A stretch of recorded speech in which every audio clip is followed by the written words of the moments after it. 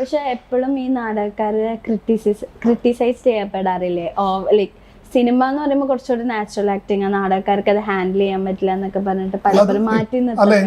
എങ്ങനെ മാറ്റി നിർത്തും? ഇപ്പൊ നിങ്ങൾ ഇറങ്ങുന്ന സിനിമകൾ പരിശോധിക്കുമ്പോൾ എത്ര നാടകക്കാർ ഒരു സിനിമയിലുണ്ട് പരിശോധിക്കും? നിരവധിയായ ആളുകളാണ്. പണ്ട് എല്ലാവരും പറയുന്ന ഒരു അവസ്ഥയുണ്ട്, അവന് നാടകം വരും എന്ന് പറയും.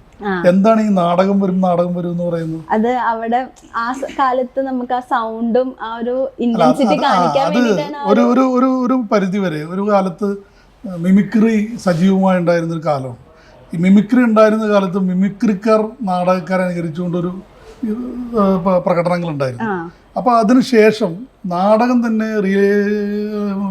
ഭയങ്കരമായി സാധാരണ ജീവിതവുമായി യാഥാർത്ഥ്യപ്പെടുന്ന ആക്ടിങ് രീതികളിലേക്ക് അവർ മാറി.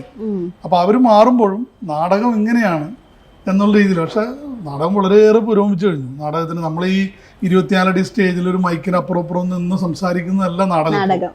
അല്ല, അങ്ങനെയല്ല. ആ നാടകം മാറി. നാടകം ഒരു നാട് മുഴുവൻ നടക്കുന്നുണ്ട്. ഇപ്പോൾ ഇൻ്റർനാഷണൽ തിയേറ്റർ ഫെസ്റ്റിവലൊക്കെ നടക്കുമ്പോൾ നമ്മൾ വിദേശത്ത് നിന്ന് ഒരു നാടകം കാണുന്നത് ഒരു വഴി നിറയെ നാടകം കളിക്കുകയാണ്.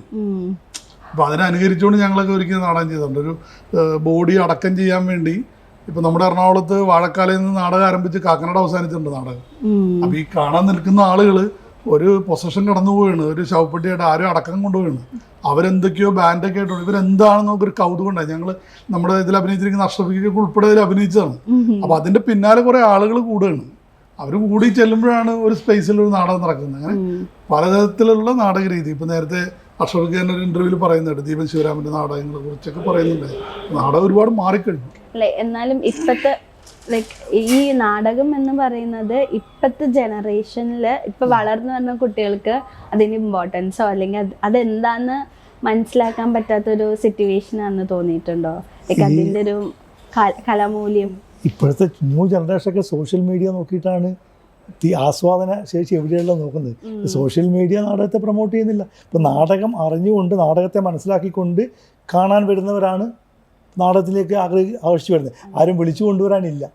സോഷ്യൽ മീഡിയയിൽ അതിനുള്ളൊരു ഇത് കിട്ടുന്നില്ല. നാടകത്തെക്കുറിച്ച് നാടകത്തെ അറിയാവുന്നവരാണ് ഇപ്പോഴും നാടകത്തെ മുറുകെ പിടിക്കുന്നത്. ഒരുപാട് മാറി. നമ്മുടെ വിദ്യാഭ്യാസ രീതിയിൽ തന്നെ നാടകത്തിന് ഒരുപാട് പ്രാധാന്യം, തിയേറ്റർ പഠനം മെയിനായി കഴിഞ്ഞു. അപ്പോൾ ആ രീതിയിൽ ഇപ്പോൾ നമ്മുടെ സ്കൂൾ ഡ്രാമകൾ കൂടാതെ തന്നെ സ്കൂൾ പാഠ്യപദ്ധതിയുടെ ഭാഗമായിട്ട് പോലും ഇപ്പോൾ നമ്മൾ ഏറ്റവും കൂടുതൽ വൈറലായ പാട്ട് പഠിപ്പിക്കുന്ന അധ്യാപികമാരെയൊക്കെ കണ്ടിട്ടുണ്ട്. അവരെല്ലാവരും അഭിനയിച്ചുകൊണ്ടാണ് പാട്ട് പഠിപ്പിക്കുന്നത്. അഭിനയം അതെല്ലാം ഒരു തിയേറ്ററിന്റെ ഇതിൽ നിന്ന് തന്നെ ഉണ്ടാവുന്നതാണ് അവരെല്ലാവരും.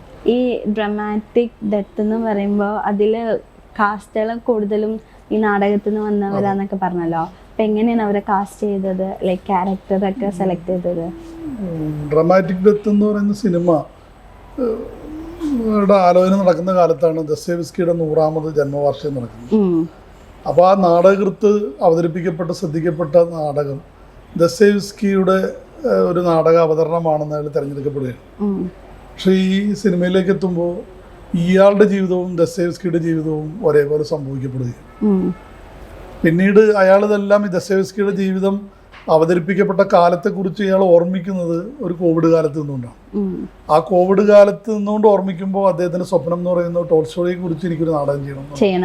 പക്ഷെ അന്ന് ദസ്തയേവ്സ്കിയുടെ നാടകം ചെയ്തിരുന്നപ്പോൾ കൂടെ ഉണ്ടായിരുന്ന ചിലർ ഇപ്പോൾ സംഘത്തിലില്ല. അവരെ കണ്ടെത്തണം.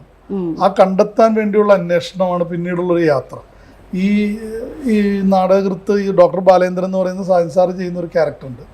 ആ ക്യാരക്ടർ ഇന്ന് വികലാംഗനാണ്, വീൽ ചെയറിലാണ് സഞ്ചരിക്കുന്നത്. പക്ഷേ അതൊരു സോഷ്യൽ പ്രശ്നത്തെ തുടർന്ന് നാടക അവതരണത്തിനിടയിൽ നഷ്ടപ്പെട്ട കാലമാണ്. അപ്പോൾ തൻ്റെ സഹചാരിയായി പ്രവർത്തിക്കുന്ന ഒരു ചൗരു എന്ന് പറയുന്ന അഷ്റഫ് അഭിനയിക്കുന്ന കഥാപാത്രം. അഷ്റഫിന് എല്ലാവർക്കും ഇപ്പോൾ സുപരിതമാണ്. കമ്മട്ടിപ്പാടത്തിലെ ജോസേട്ടനായിട്ടാണെങ്കിലും പണിയിലെ പോളിയ ആശാനാണെങ്കിലും അങ്ങനെ നിരവധിയായ സിനിമകൾ തമിഴിലെ സിനിമകളിലൊക്കെ ചൗരു എന്ന് പറയുന്ന ഒരു പക്ഷേ എനിക്ക് വളരെ അഭിമാനത്തോട് തന്നെ പറയാൻ കഴിയും, അദ്ദേഹം ചെയ്തിട്ടുള്ള സിനിമകളിൽ നിന്ന് തികച്ചും വ്യത്യസ്തമായ തന്നെ കണ്ടുകൊണ്ടിരിക്കുന്ന പ്രേക്ഷകർ ഒരുപക്ഷെ താൻ സ്ഥിരം പാറ്റേൺ ചെയ്യുന്ന ഒരു അടിപിടി. എൻ്റെ തന്നെ ആദ്യ സിനിമയിൽ അദ്ദേഹം അഭിനയിച്ചിട്ടുണ്ട്. പക്ഷെ ആ സിനിമയിൽ അഭിനയിക്കുമ്പോൾ കൊച്ചിയിലെ കപ്പൽ കളവ് നടത്തുന്ന സംഘത്തിലെ ഒരാളായിട്ടാണ് പുള്ളി അഭിനയിക്കുന്നത്. പക്ഷെ ഇത് തികച്ചും മാറി. അദ്ദേഹത്തിനൊരു ജീവിതമുണ്ട്. അദ്ദേഹത്തിനെ കാത്തിരിക്കുന്ന ഒരു അമ്മച്ചിയുണ്ട്. അമ്മച്ചി കാത്തിരിക്കുന്നതെന്ന് പറഞ്ഞാൽ കുടിക്കാനായി മദ്യവും ഒക്കെ ആയിട്ട് മകനെത്തുന്ന പ്രതീക്ഷയിലിരിക്കുന്ന ഒരു അമ്മച്ചി. ആ അമ്മച്ചി നല്ല നാടൻ മീനും ഒക്കെ നമ്മുടെ സാധാരണ ഒരു ഏറ്റവും താഴേക്കിടയിലുള്ള ജീവിതമായിട്ട് ആ കഥാപാത്രം വരും. ഞാൻ ടോൾസ്റ്റോയിയുടെ ജീവിതം നാടകമാക്കണമെന്ന് ആഗ്രഹിക്കുകയും ടോൾസ്റ്റോയിയുടെ നാടക അവതരണം എത്തുമ്പോഴേക്ക് ഈ നാടകകൃത്ത് തന്നെ മരണപ്പെടുകയാണ്. പക്ഷേ ടോൾസ്റ്റോയി റെയിൽവേ സ്റ്റേഷനിലാണ് മരിച്ചിരുന്നത്. ഒരു റെയിൽവേ ട്രാക്കിലേക്ക് നടന്നു പോകുന്ന ചൗരവയാണ് നമ്മൾ കാണുന്നത്. ഈ സിനിമ പേര് കാണുമ്പോൾ തന്നെ നമ്മൾ വിചാരിക്കുന്നത് എന്തൊരു കൊലപാതക സിനിമയാണെന്ന് വിചാരിക്കാം. പക്ഷേ ഈ സിനിമയിൽ ആരെയും കൊല്ലുന്നില്ല. പക്ഷേ നിരവധിയായ ആ കഥാപാത്രങ്ങൾ ഈ സിനിമയിൽ മരണപ്പെടുന്നുണ്ട്. മരണം ഒരു സത്യവുമാണ്. മരണം വ്യത്യസ്ത തലങ്ങളിലൂടെ സംഭവിക്കപ്പെടുകയാണ്. ആ മരണം സംഭവിക്കപ്പെടുമ്പോൾ തന്നെ അതിന് ഒരു വിശ്വലോകത്തിൻ്റെ ഒരു കാഴ്ചപ്പാടുണ്ട്. ഒരുപക്ഷെ മലയാള സിനിമയിൽ ടോൾസ്റ്റോയും ദസ്തയേവ്സ്കിയും ചർച്ച ചെയ്യപ്പെടുന്നത് ഈ സിനിമയിൽ.